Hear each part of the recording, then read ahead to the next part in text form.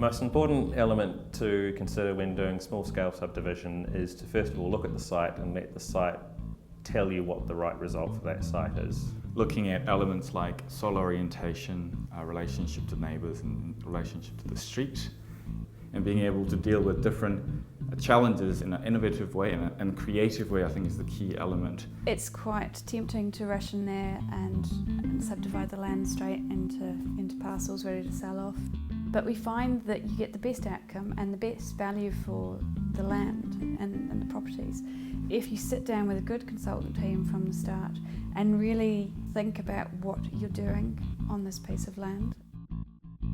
Second most important thing is to hire a good architect who knows and has experience delivering the sort of development that's right for that site. The biggest thing that's different about having an architect involved in the subdivision process versus straight out land subdivision is that we're not just chopping it up in 2D.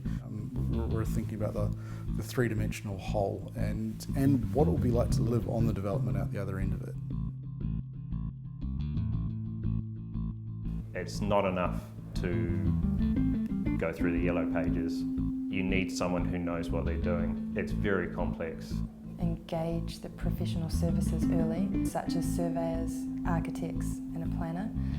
It's really important for them to understand the context of the site and design around those things. So things such as access, drainage. When you start adding more than one additional house, it's important that the site can be serviced as well. Our most desirable suburbs are quite tightly packed, but they've got their outdoor living spaces in the right place. They've got lovely tree-lined streets, and the streets are actually quite small rather than being vast. And I think with smarter development, we can keep a lush, lovely Auckland and live more closely together as well.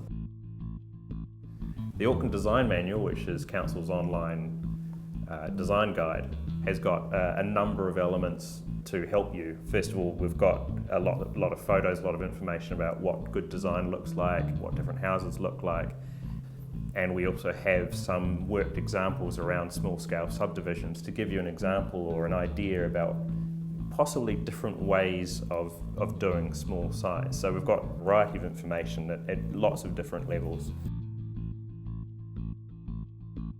The Newell Street development is a really good example of small-scale subdivision because this is what it's going to be like going forward. This type of development is going to be what really defines what happens to Auckland over the next 10 to 20 years.